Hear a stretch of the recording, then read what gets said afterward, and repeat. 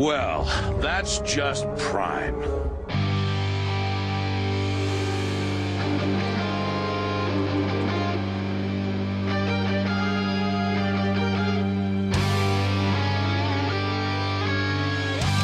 Hello, everyone, and welcome to That's Just Prime, a Beast Wars podcast. We're back with episode 10, reviewing the episode of the cartoon, A Better Mousetrap. I am joined by my co-host, Chris, Carnage Creations. Say hello, Chris. Hello, everyone, and welcome back. We're glad you're listening, and we're glad to be back recording another fine episode of this podcast. Absolutely. Last time out, we were very blessed, weren't we, to have Josh Bertram join us on the podcast. Absolutely, and we've had some great feedback from the episode. Josh himself was very happy with the recording and had a lot of fun with us. He hadn't done one for a while, so it was a little bit of a fresh thing for him again. We did some listener questions with him, went through a bit of his career in Transformers and comics in general, so it was a good episode. Everyone that's had feedback so far really enjoyed it, and we're hoping to have Josh on again another time, but there'll be more guests in the future. So thanks again, Josh, and we're welcoming every bit of feedback we get on that episode because we had a really great time. Yeah, absolutely. That's great for our first guest, wasn't it? And really great for the fans to get the questions in as well. So off to a good start for the guests onto the podcast. But today we're going to crack on with the episode and really Rat Trap's spotlight episode. So we'll get into it, shall we? With the Better Mousetrap, we've seen preludes to it. It's around a certain maximal system, which we kind of know. So let's get on into the episode. So we start with a panning shot of the Axolon. Really hasn't changed much, has it? All sitting there, all smashed to pieces, precariously hanging on cliff edge. We'll notice with cables dragging down just to show its kind of disproportion of how smashed up it is. You go straight underneath this ravine, chasm, waterfall, precariously, like you'd think they'd move out by this point. It doesn't look stable. But you go straight down for the panning shot into the cave where you will see Black Arachnia, who went AWOL in the last episode, but she's miraculously back, along with Waspinator and Pterosaur. Yeah, they're in there and they're planning to blow a hole in the side of the cave and hopefully open up under the maximal base there, the Axolon. Yeah, so Black Arachnia was absent in the last episode, but after getting her legs blown off in Double Jeopardy, she's kind of disappeared. But she's back and she's shouting orders and large and in charge, I guess, in the cave. Yeah, she's not suffering fools, is she? And fools she is surrounded by, with kind of the bickering going on with Waspinator and Pterosaur, and how Waspinator is trying to effectively take credit for planting this bomb/not bomb, but it is a bomb. They say it's not a bomb, but it is a bomb. It's going to blow a hole. Quote unquote emitter. No. Yeah, well, when it blows up later on, it very much looks like a bomb, doesn't it? So, let's call it for what it is. But Waspinator ends up, they all start bickering, and Waspinator flies off in a huff, and he really does go off and has a big tantrum on his way, which then leads a bit of interfighting between Pterosaur and Black Arachnia as to who's got the biggest set of chrome bearings, or whatever you want to call it. And Pterosaur thinks he can have one up over Black Arachnia, to which she transforms and says, "I'm the brains of this group, not the brawn." And this kind of ego and confidence is swelling out through her. Yeah, we get that nice guitar lick with Black Arachnia's transformation again, and she does a little pose, and it's very cool. But yeah, she pretty much tells Pterosaur to piss off and get to work. So he starts eye lasering the wall, and but isn't that so Pterosaur though? They're planting a bomb. What does he do? He shoots a laser at a bomb. Yeah, exactly. I've got a note here saying, how come he's not damaging the bomb?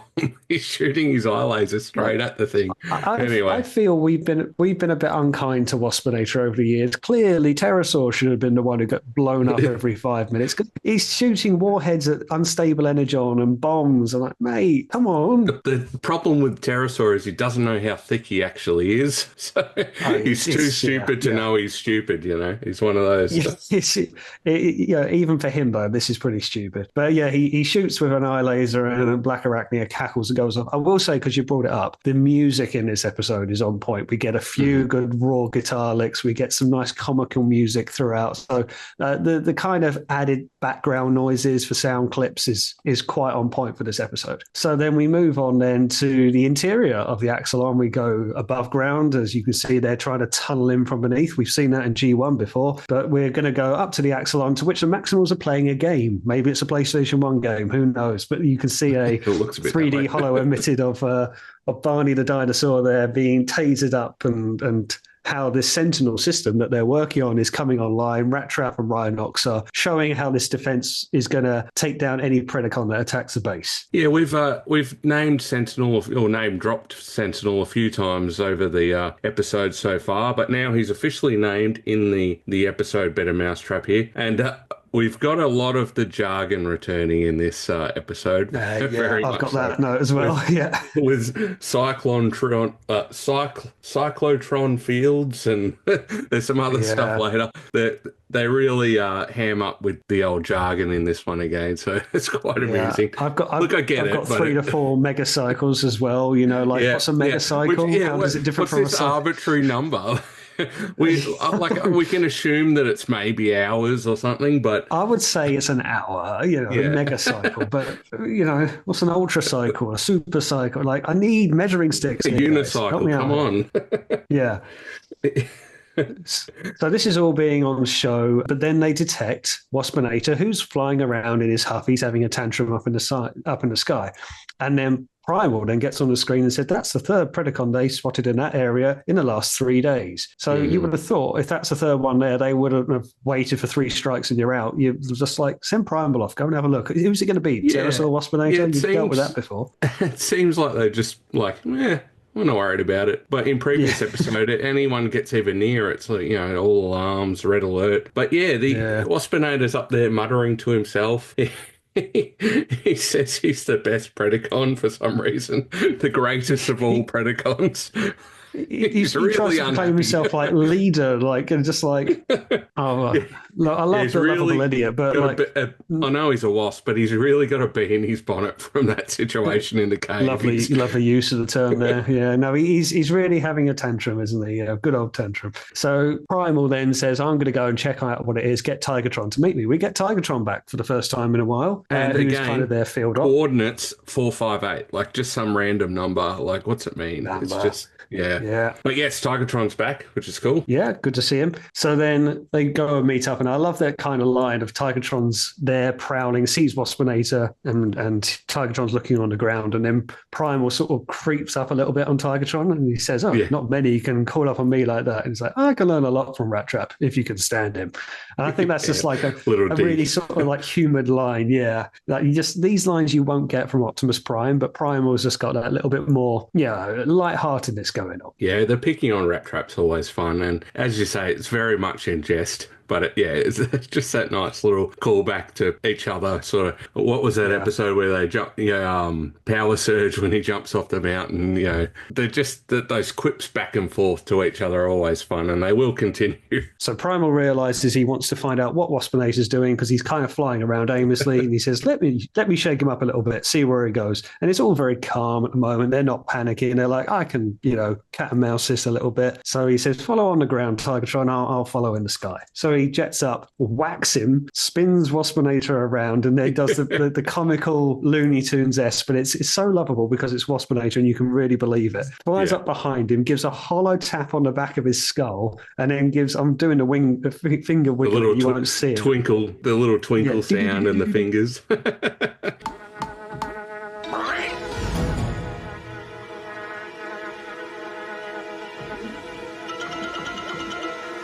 Optimus Primal! Freaks out Waspinator real rapidly.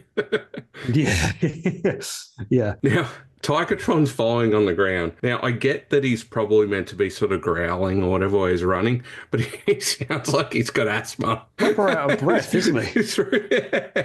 Like, I know he's a big boy, but he sounds like he's got proper asthma after running. I was going to say, like, a tiger could probably outrun a wasp, I would have thought. But I mean, this is the thing, like, Primal, a Primal with his jets is almost struggling to keep up with a wasp, and I'm like, he's only got, like, waspy thin wings, Anyway, we're picking holes, aren't we? But so then we flip back to the Axolon, where Dinobot is introduced to the Sentinel system and how he's not very impressed, and how he says that the toys that Sentinel offers is not going to be nearly enough to take down a Predacon. Now, he says, stop being Preds in battle mode. So again, this just random comment about battle mode. What's battle mode? Like, do they have special it's powers. robot. And this is gonna happen again later, but we'll go back to it. But we'll continue on for now. It's battle mode. There's maybe stealth mode. There's other modes that we can flip into, which is just the same but a slightly different hat being worn. But Rat Trap is trying to say, well, what's your problem? This is fine, and he effectively shows off some of the toys that Sentinel can do. Ends up tying up Dinobot, who's walking off very unimpressed, in said yellow hoops, and effectively lassos him and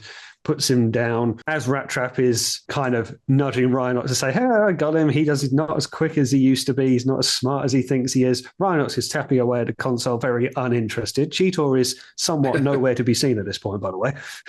And then we're going on. Dinobot quickly has enough of this. Zero skibbing. Yeah. He is pissed. rips out of his binds that tie him down, charges directly, bloodthirsty at Rat Trap, and then proceeds to jam his sword into the console. Yeah, which of course causes the console and the system to go haywire. And there's a scene in a second where Dinobot's laying on the ground with his back against the wall, and he ratchets his head. It spins all around constantly, doesn't it? Yeah, yeah, it's good. I like that, but it shows you, doesn't it? And then we've kind of seen this in previous episodes, like detections as to maximal signatures. We like to think what was the episode where Primal? It was Tigatron's episode, Fallen Comrades, where it was like turn off the autocannons and turn them back on. Well, that's right. And I've got the same note here. Sentinel starts targeting the Maximals as Rhinox hadn't finished installing a friend or foe program, which is a great callback to that episode. So when Primal left, he said, turn the autocannons off, put them back on in 10 seconds or whatever, because they knew that they couldn't differentiate between the Preds or the Maximals. Now, Rhinox is trying to install this program when old Dinobot decides to stab his sword into the console. So guess what? It's targeting everyone once again. It's a simple line, but think of how many shows don't do that and say, we automatically know Autobot, Decepticon, Maximal, Predator. They said, like, in previous episodes, it had to be time and sensor orientated, and they had to kind of use it very strategically. Whereas now they were going to have this system installed to say, don't shoot the Maximals, shoot the Predacons. But, it never got that far. So Sentinel is just shooting anything and thinks anyone's an intruder, more or less flushes them out the ship. At this point, I think Cheetor turns up because Rhinox starts to take charge. Cheetor was like, oh, hey, what's going on? Where have I been? Picks up Dinobot, and then Rat Trap decides to feel a little bit guilty and goes into his rat form. He's like, I started this mess. I'm going to solve it. And starts crawling into, again, ventilation systems. Yeah, into a service duct or a HVAC.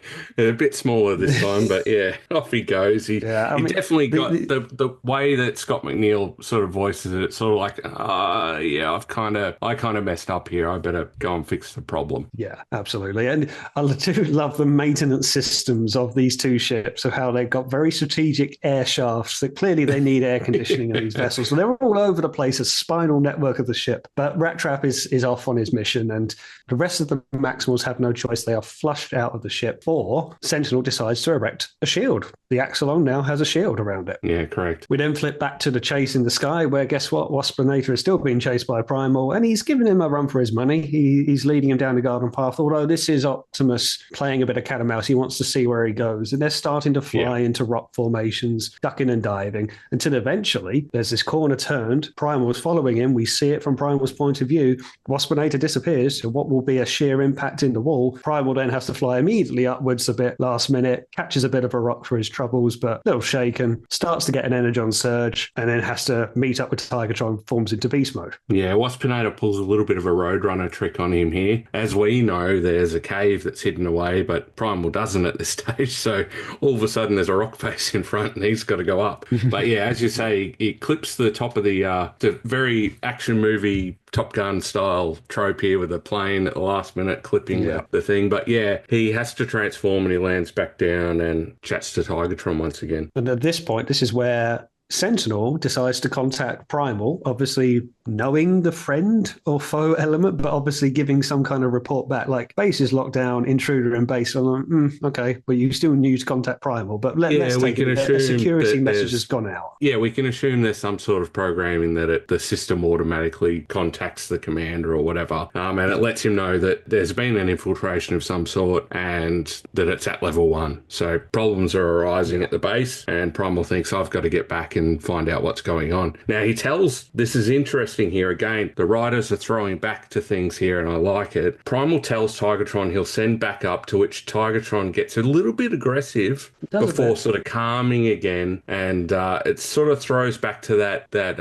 identity circuit thing from his introduction in Fallen Comrades. I think it's one of my favourite Tigatron lines, believe it or not, because it's just showing his standalone nature, the one bot army almost. I need no help hunting Predacons, and I prefer to prowl alone. And it's just this Lone Ranger kind of like, and I think that's as typical to the character as you'll ever hear in the series. That's just like, I can deal with this. I'm big enough. I'm strong enough. I'm fast enough. And then Primal gives him a bit of a wry smile, like, all right, you've got this. Yeah, fair enough. I'll leave you to it. Yeah, it's good that consistency is there with the characters. They don't forget about things like that and just sort of move on. And they've kept how he was introduced to how he is now. And that sort of stays true throughout the series, which is great. So then we flip back to the Axelon as we see the rest of the Maximals, all 3 of them at this point, start fleeing the base, and the shield is up. And then, shock surprise, it must be Tuesday. There's no communications as Rhinox tries to communicate with Rat Trap. Communications don't work, even though they're a matter of yards apart, but they're saying they can't get through the security systems, the force field.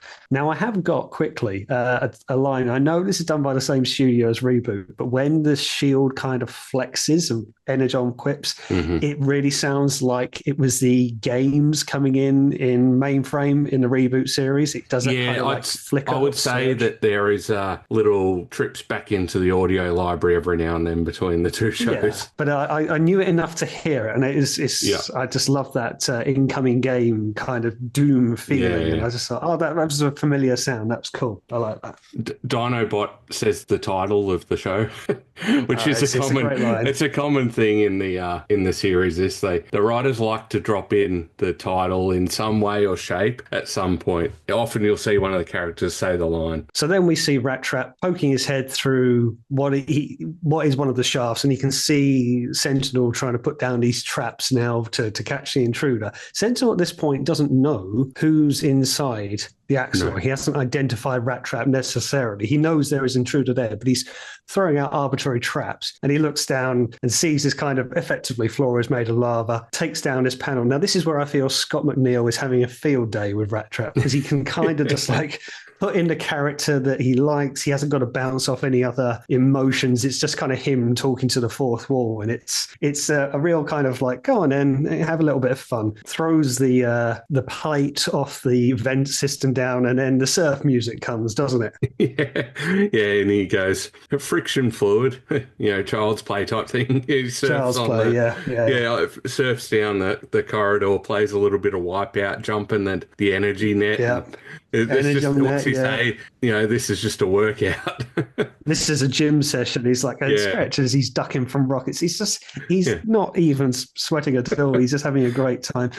And after the best little bit of comedy, I know you're about to say it, he gets to the end of the hall, and our view is from the security camera, and he disappears out of shot and then pops back and gives a little wave. Yeah. It's great. And again, you get these we've had that kind of like surfs up music, and then we got the little sound effects as he's waving, and there's that kind of Looney Tunes, you'll get him next time, and it's a light-hearted episode, but he's having fun. Very fun. So obviously now Sentinel knows who Rat Trap is, what he looks like, and he's going to now look for him a little bit harder. Then we flip back to Tigatron, who's still on the prowl and not really doing much as he's on a cliff edge, but he does sniff around. He knows he's in the area, and he finds this wall that he decides to put his paw through, which, shock horror, is a faux wall, and it's produced on an energon emitter or energy emitter, a hollow emitter. Walks through and realizes it, in fact, is a fake front for a cave inside where he will ultimately find other Predacons. Yeah, he finds a little convoy of mini spider spider drones and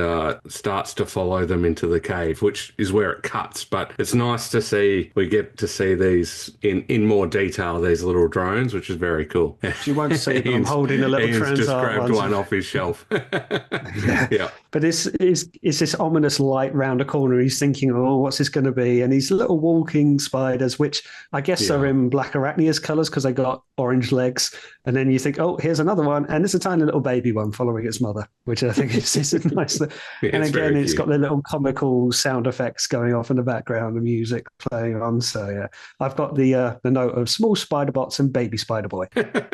Very nice. We do flick back over to the Axelon where we get a nice weapon sound effect buffet. We get Cheetor's gut gun and Dinobot's laser vision firing off.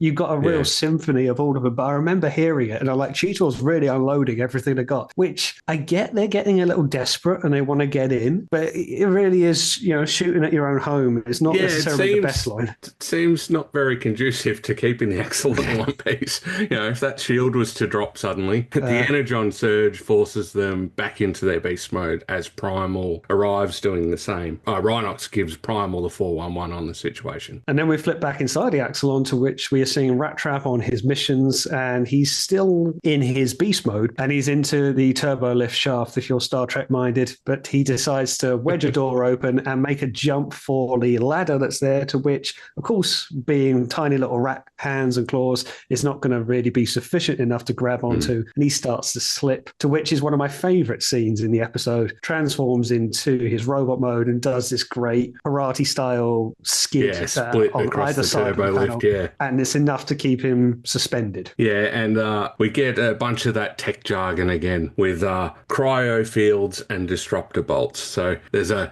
energy field coming up from below and what looks like some sort of fancy techo like crossbow coming out from the something like that, and it's got like little energy bolts or energy balls loaded into it that you can see, and Rat Trap thinks, oh well, time to become a demolition expert again. What does he say in his line? He's like, I can't remember all of his accolades that he rolls off. He's like, I'm an expert marksman, something else, and a demolition expert, to which we've seen this before, and he throws a bomb up behind this disruptor bolt or harpoon gun and blows it up, and he's thinking, oh, I'm fine. To which then Sentinel cuts in and goes, don't worry, I've got a few more guns to throw at ways. Basically says, again, a Star Trek line, resistance is futile. Yeah, throws out a couple of extra crossbows all of a sudden out of wherever they came from.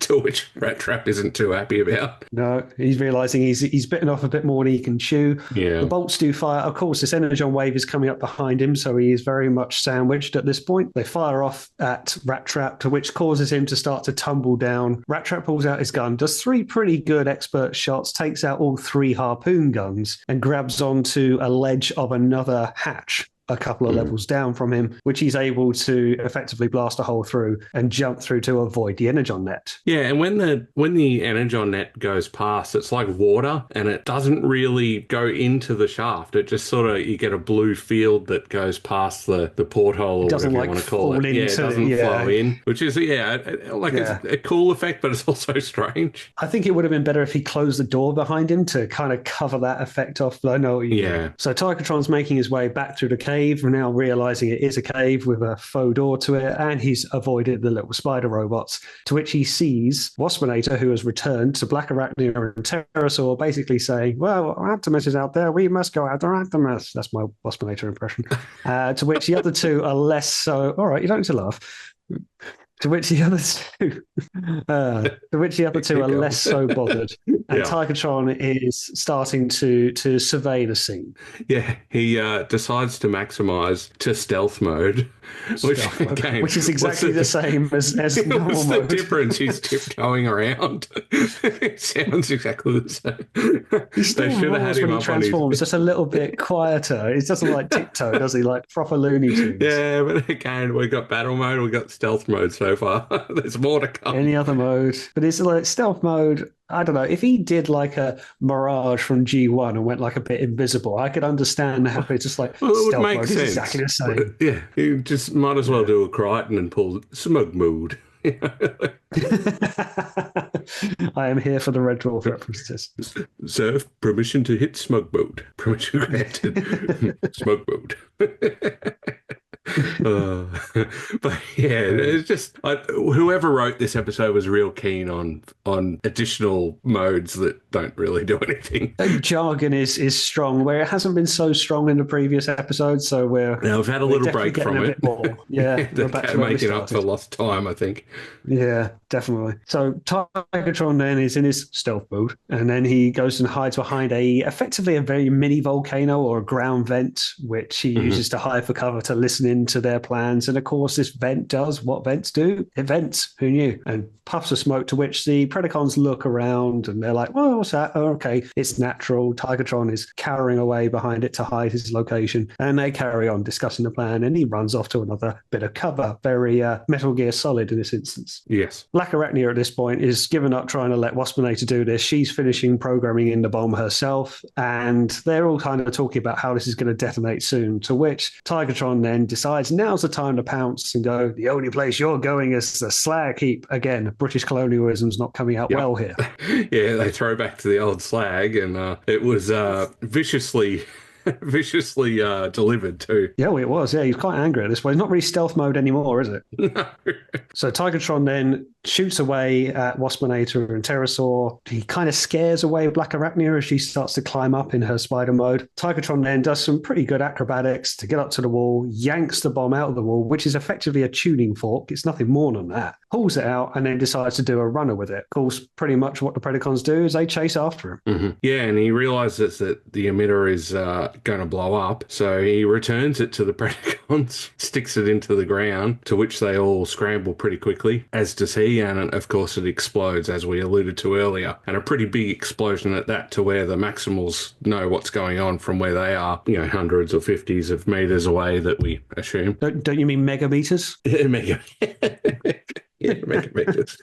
No, so the bomb, he takes it. Obviously, he knows it's something. It's something he's got to get rid of. Now, why does Black Arachnia show her hand to Tigatron? It's like, you can't win, Cat. The bomb will explode and take you with it. It's a bit like, well, he's not going to stay holding on to it. So that felt like a bit of a one-way train of thought, a very Pterosaur-esque plan, to which Tigatron's like, well, allow me to return it, throws it at her feet. Yep. So, I don't know, like, he's got it out of the location it's in, which is good in the short term. They don't really know necessarily correlating to where everything is. Obviously, the Predacons would know. But it just seems a bit of a silly plan from Black Arachnia to show what it is. I mean, she could have just kept quiet and hoped that it just took him out. Yeah, exactly. I don't know why she's announced it, and so he's got time to get rid of it. But once again with our modes. Primal says, let's find out. Battle mode.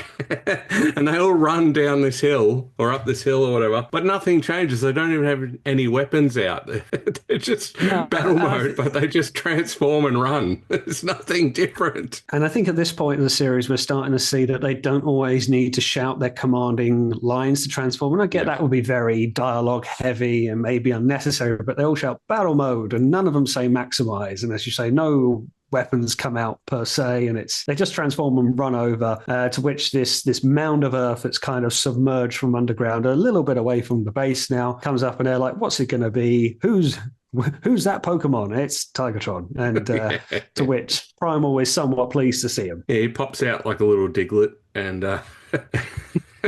and yeah, they're happy to see that it's Tigatron and not a Predacon. Now, we flick back over to the I'm going to call it the TARDIS, because it bloody looks like it. Rat Trap's in the inside computer of the Axolon this is a science exploration vessel, and my God, they've expanded. Yeah, there's some rooms in it, that's for sure.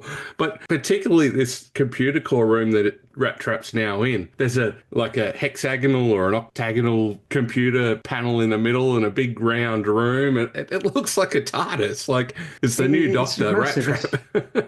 Yeah. To which he's obviously worked out where he's going to go. Now, okay, maybe they've been installing this for some weeks. He knows where the control panels are, but he hasn't hasn't had to get to any kind of schematics at any point. He knows where he's hunting, which fair play to him. He knows the interior of his ship. I suppose if you're a rat, you would do. But he finds the core and then realizes that he's got to try and get to the center of it. As you say, it's like this hexagonal room, octagonal room, and turrets, the sentry guns, the autocannons, whatever you want to call them, they're quite aplenty throughout the ship. Starts to take some shots, which leads to the note that I've got here, Rat Trap doing his best George of the Jungle impression as he decides to like swing on a errant cable to the center. Well, my note was Rat Trap dodges like it's the stage one of a boss battle. Like he's running around the outside dodging the shots. We've all done it. We've all done it. So after a bit of dodging of cannon fire and swinging around like a gorilla, even though Prime was not there, he's then hanging off by his tail precariously. His tail is what saves him to, again, energon, lava, netting, whatever's around. That's clearly precarious to him, but his tail is what hangs him on for dear life. Pulls himself up and then says, "Don't worry, it's just the exterminator here to help you with your pest problem," which I think for a rat is a little bit ironic. Yeah, self-deprecating. Little bit. But at this point, Rat Trap then shoots very cavalier, shoots away the cannons that are shooting at him. He's been pretty calm throughout most of this. Shoots away the cannons, gets to the control panel, starts tapping away. He's like, where's the shutdown codes? Where did Rhinox put them? And does the good old-fashioned, if it doesn't work, hit it. And then, sure enough, a big red button appears. And at this point, all he has to do is hit the big red button. But he kind of very precariously stops. There's like a scene from Alien going on or Jurassic Park. There's something precariously over his shoulder, and this very large sort of iris-like cannon appears and charges up. Does look a bit menacing. Yeah, it fires a shot at Rat Trap and obviously can't quite get to the button in time. It moves around to the other side of the room to fire off again, and Rat Trap's trying to get to the button in time, and then the camera changes, so we don't know what's happened. We should say at this point, the first shot traps Rat Trap's legs, so he's pinned down, and he's doing this kind of direct action scene of, come on, as it's charging up again. But it looks like for our little ratty boy, it's going to be curtains for him. But we then go to the outside of the Axelon, where the Maxwells are standing there, literally not doing much at this point. They've tried shooting at it and nothing else, so they're all out of ideas. And then eventually the shield just suddenly goes down, to which they're all a bit perplexed by at first, but Rhinox knows what this means and says Sentinel wouldn't deactivate the shield unless all threats are neutralized. Yeah. If they all start giving eulogies rather quickly in this situation, wouldn't you think go into the base and see if there's a rat alive or dead? You know, yeah, they're very quick to put to kind of cast him aside, and Cheetor doesn't quite believe it. Primal tries to give his condolences to Cheetor and is like, he was annoying, sometimes insufferable. And then even Dinobot gives his own kind of aggressive eulogy, but it's suppose it's a very Dinobot one as well. Yeah. It's like, I will not disgrace his memory with lies. He was a pestilence, but in some perverse way, I will miss him. And it's just like, that's probably as best as you'll get out of him. And the Rat Trap comes down the access lift with his tail like a tissue, taking the piss out of him. Well, we get the false ending, don't we? We get again the Looney Tunes style, because it's Rhinox with the final line. Closes in, and he's like, "Sure, he smelled bad. He's a rat, but he was my best friend." And then it's like all somber music, and it circles in like it's going to black out the screen, and it stops, and you hear the lift go, and he's like, "Oh, boo-hoo! Don't stop now! You motorheads are killing." Again, Scott McNeil just having a field day with this. Yeah, some good comedy in this episode for sure. To which he's obviously worked out that he did hit the red button, and he's just like, they haven't built a system that I can't work around. Right, Sentinel? And you go, acknowledged. So, you're just going to know how to talk to him, and everyone's all a happy ending. So that's kind of the real ending and how the day is saved. I will say at this point, we don't know what happens to Black Arachnia, Waspinator and Pterosaur, particularly when Tigatron shoots them the second time round. He only shoots the guns out the hand of Pterosaur and Waspinator, so we assume they run off scared, but they're gone. Yeah, we make the assumption that they're somewhere. Yeah, look, a good episode. I like this one. It always was a favourite. Very fun, lots of comedy. It's not like there's world-ending stakes in order in this episode, but there was something going on, and like you say, it is 100% a Rat Trap spotlight hour, this one. Yeah, no, I've come to the conclusion this is a filler episode. I'll say it. I don't say it disparagingly, but it is. As you say, it's not exactly groundbreaking, but it is a spotlight episode to boot. And we do get the continuation of Sentinel, because we have seen elements of this ship being worked on. And I'm really glad of that, because let's be honest, the Dark Side and the Axelon have really not been much in terms of bases or homes. They're looking smashed up. That's one good thing about this, is they never looked very secured at their bases. And you kind of feel like, look, if you're going to be marooned on a planet, you want to shore up your defenses. And we have been seeing bits, also cannons, defense because coming online. Up until this point, they keep getting in each other's bases all the time. They've got to do something about it. Was in the base. Pterosaur was in the base a few episodes ago. It's like, we want to kind of plug that leak, don't we? Yeah, we want to do something about that. Or like, we don't want cannons that can possibly shoot us the next time we go out for a pint of milk. So it's, I'm glad that they've done something. And Sentinel, it just felt like a bit of a conclusion to it. So that's the overarching story, if anything, to this. But Rat Trap's having fun, and we get to see a lot of what he can do. We've seen a lot of Rat Trap to this point, but it's as much screen time as he gets since Chain of Command, really. But it's a good episode, and I do like, we see a little bit more of Tigatron and what he can do, because this is probably his first mission other than when he's introduced, so we see as much as Tigatron as anyone else at this point. Yeah, well, besides when he had the OP sort of intro and took out Megs and all that, that's it. All 3 minutes of it. Yeah, that's right. If that. So yeah, as you say, this is the first time we've really got to see what Tigatron can do. He's fast, he's agile, he's powerful, so we're seeing that character in play now. Stealthy. Which is great. Yeah, stealth mode. Tiptoe mode. I mean, there's, as I say, the sound effects are pretty good in this. I love the kind of like the teasing, the cat and mouse with Waspinator. Waspinator doesn't get quite the comical smacking around that he once did. Pterosaur is still just not improving.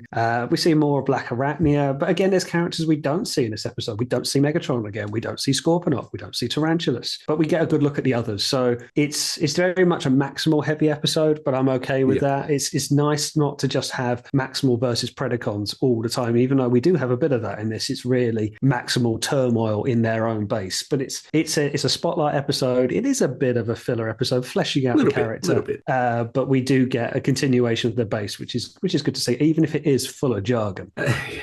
And modes. As we say, there's never really typical filler episodes in this show, because filler episodes historically are generally when a show has been translated from another language or converted from comics to TV or whatever it is, and they add extra things to pad out the seasons, because obviously the medium of reading and watching are very different things. So it doesn't have that sort of typical filler content, because it's all fresh content, but there are quote-unquote filler episodes like this that don't have much stakes to anything else bar setting up Sentinel and showing off some comedy with Rat Trap. Well, it's like we were saying with the Double Jeopardy episode. It's a bit of a slowish episode, but it's to introduce Black Arachnia. And as we were saying, you have to introduce these characters in slower settings a little bit. You have to have, you can't have a Rat Trap spotlight in an episode where aliens come to visit necessarily. The bigger, the heavier episodes, they have to be at lower points. Otherwise, it's too much crammed in an episode. We can't have the Golden Disc. We can't have the aliens. We can't have new characters being debuted all in 22 minutes. It's too much. So you've got to see in a fairly quiet episode, it's a way of, as we've always said, with a limited cast, they get more of the spotlight. So in this episode, whilst it was quieter and we didn't see Megatron, didn't see Tarantulas or Scorponok, but we saw the most out of Tigatron that we have done, and we saw a good outing for Rat Trap and even Black Arachnia to a point, which is as good as you could hope for, because if you start throwing that into episodes like the famous Agenda, then it's too much, and you start doing feature-length episodes. Not much room for anything else.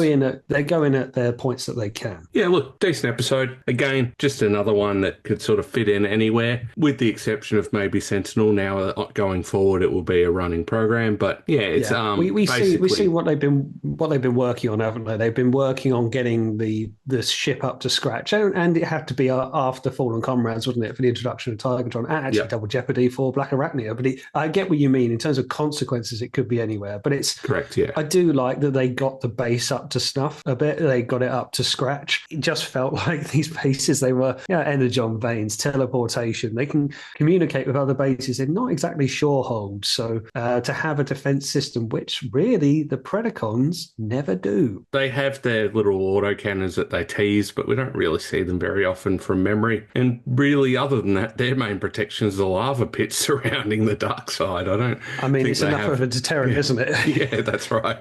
But yeah, look, good episode. We'll move on from there. Our next episode is going to be Guerrilla Warfare, which is going to be a fun one. I do love that episode. Yeah, or one of the favourites. Definitely one of the favourites in season 1. And again, I want to give another shout out to the wonderful Josh Bircham, who joined us last episode. He was a great guest, great guy. We learnt some stuff. We even got a scoop in that episode. So go back and have a listen if you haven't. It's definitely worth it. And thanks to those that sent in questions too. We really appreciate that. And again, coming up in some further episodes, we'll do another lot of Q&A once we build up some questions again. So please send them through to our social medias, whether it is, as a good segue, our Facebook, our Instagram, our Twitter, our Blue Sky, wherever. Personally to us. We're all over the place. Yeah. Yeah. So, Ian, where can they find your lovely self? You can find me primarily on the Tube of You, that is YouTube, under ArrowFyre with a Y, but you'll find me on most socials as well, posting usual content on YouTube, Transformer-related, Beast Wars and others. But as I say, you'll find me on Instagram, you'll find me on Twitter, Blue Sky, Facebook as well. And just want to pick up on the point for guests back on the podcast. Just keep your eyes peeled. We might have some nice guests joining us in the future, in the not too distant future. Yes, I'm working on some things in the background, but very exciting things. So keep your eyes peeled, your ears open, because if it happens, you'll be very exciting. Your mega eyes peeled, or your mega optics peeled, or whatever. We're not here to judge. And as for myself, as Ian said, I'm on the tubes. You can find me there, Carnage Creations, doing my reviews. We're on X, Blue Sky, Threads, even though I don't use it, Instagram, Reddit, wherever else. I'm everywhere, Carnage Creations or Chris Carnage. You know the drill. Thanks, everyone, for joining us once again. We really appreciate everyone that listens. We love the feedback. We love seeing the posts on social media. So keep it up. And if you haven't listened to that episode, the interview with Josh Bircham, please give us some feedback, because we really enjoyed that. And we're hoping that we get more like that in the future, which we will. Thanks, everyone, for watching. As always, we will see you on the next one. Bye-bye. Well, that's just prime.